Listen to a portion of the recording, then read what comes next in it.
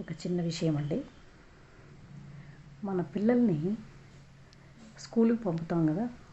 School నుంచి పిల్లలు రాగానే వాళ్ళతో కాసేపు కూర్చొని స్కూల్లో ఏం జరిగింది, టీచర్ ఏం చెప్పారు, నువ్వు ఏం చదివావు, మీ ఫ్రెండ్స్ ఎలా మాట్లాడారు ఏంటి అని ఒక ఫ్రెండ్లీగా అడిగి తెలుసుకుంటూ రావాలండి. అది చిన్నప్పటి నుంచే అలవాటు చేయాలి. అప్పుడే మనకు వాళ్ళు ఒకసారి అలవాటు చేసామనుకోండి, కొద్ది రోజులు అలా అడుగుతూ ఉన్నామనుకోండి, కొద్ది రోజుల తర్వాత మనం అడగాల్సిన అవసరం లేదండి.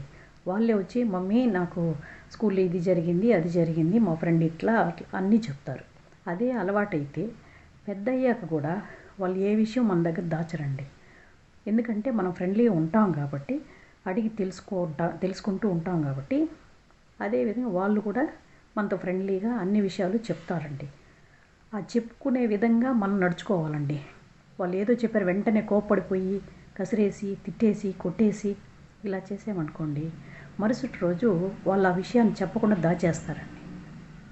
అలా కాకుండా అది ఎందుకు జరిగింది, ఏమి విషయం ఏంటని అడిగి తెలుసుకోవాలా. దానికి పరిష్కార మార్గం కూడా మనమే చెప్పాలండి.